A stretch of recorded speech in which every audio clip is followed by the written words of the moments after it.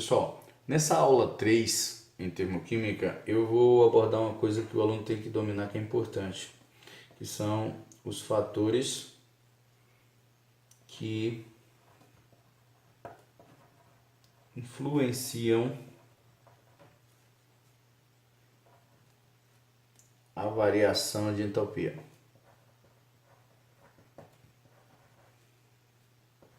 Então, o aluno, ele às vezes erra algumas questões por não entender esses mecanismos. Então, eu vou separar aqui em 3 etapas que é bem básico. Primeira coisa seria, na verdade, uma coisa que interfere é a quantidade, de reagentes.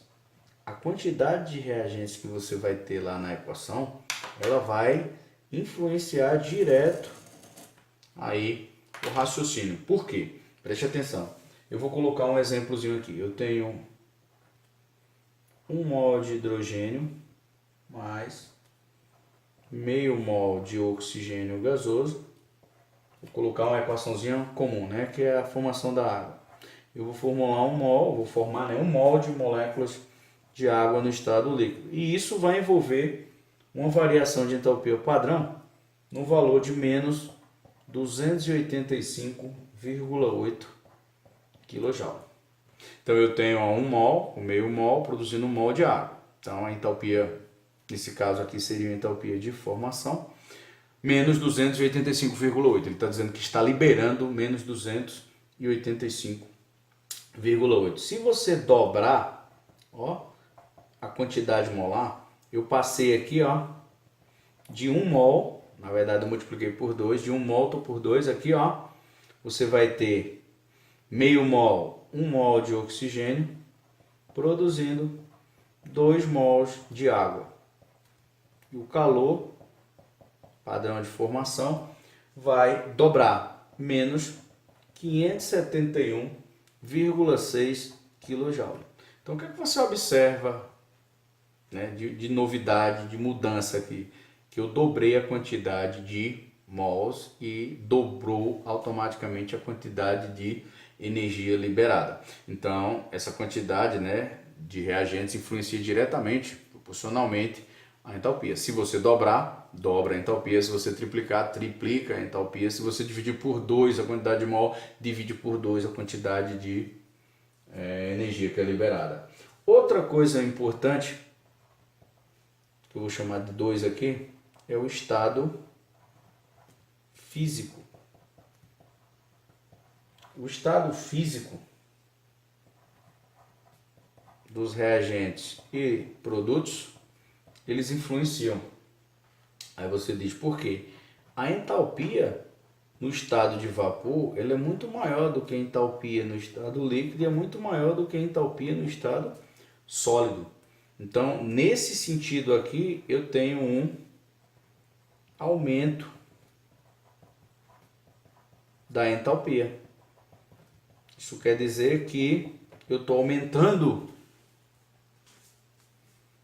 na verdade, a entalpia. Então, a entalpia, ela geralmente tem esse raciocínio. A entalpia de vapor ela é muito maior do que o líquido e do que o sólido. Então, o líquido é maior do que o isso assim. Então, esse aumento de entalpia que se dá vem do grau de agitação da molécula. Então, eu tenho no vapor muito mais energia do que no líquido e no líquido muito mais do que o sólido. Então, esse aumento nesse sentido que dá aqui da entalpia é pelo estado de agregação, né? Você vê que essa energia, o sólido, ele tem muito menos energia. Aí você diz, por que ele tem muito menos energia, o sólido? Porque as moléculas estão praticamente sem vibração, estão praticamente mais agregadas. Então, essa energia cinética é diminuída. E isso é uma característica, é lógico, do grau de entalpia, né? De desordem do sistema, dessa organização aí molecular.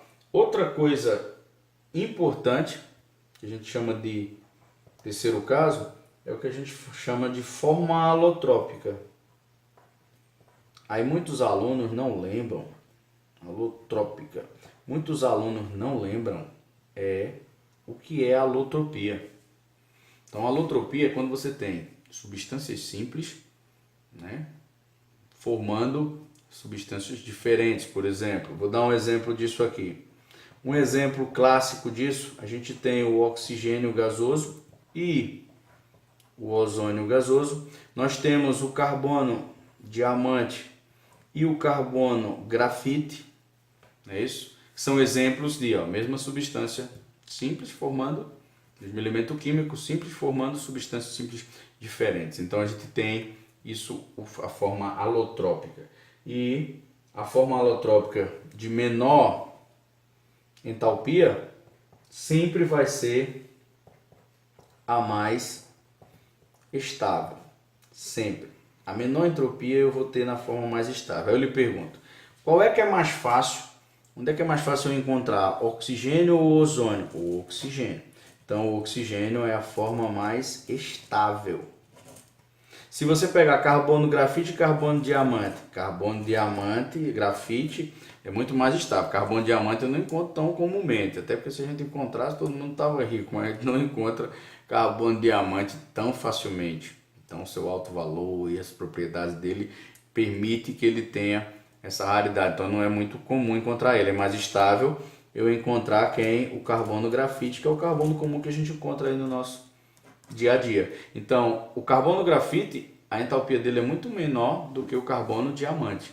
O oxigênio tem uma entalpia muito menor do que o ozônio. Então, quanto mais estável, aquilo que eu disse a vocês, qual é a forma mais comum de eu encontrar eles? Essa forma, esse mecanismo é que vai determinar isso aí, se é mais estável, se é menos estável. Então, tem que dominar um pouquinho esse mecanismo. Outra coisa que a gente não aborda tanto assim, mas a gente sempre aborda assim, basicamente, né? Porque a temperatura na química, a temperatura, a pressão são coisas que sempre a gente tem que ter um cuidado, né? Porque o aumento aqui, na verdade, eu vou ter um aumento do grau de agitação das moléculas.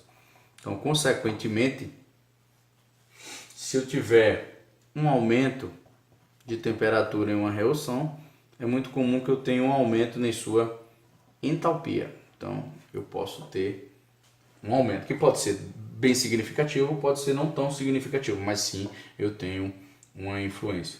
Na próxima aula de termoquímica, que é a aula 4, eu vou fazer alguns problemas para mostrar os 3 métodos que tem para resolução aí de problemas envolvendo a termoquímica, que são o calor de formação, e a gente tem também a lei de Hess e a energia de ligação, que são os métodos que mais caem aí nos vestibulares. Então, o aluno precisa ter um domínio, mas fica essa dica aqui nos fatores que podem influenciar a entalpia de uma reação. Ok, pessoal? Tranquilo?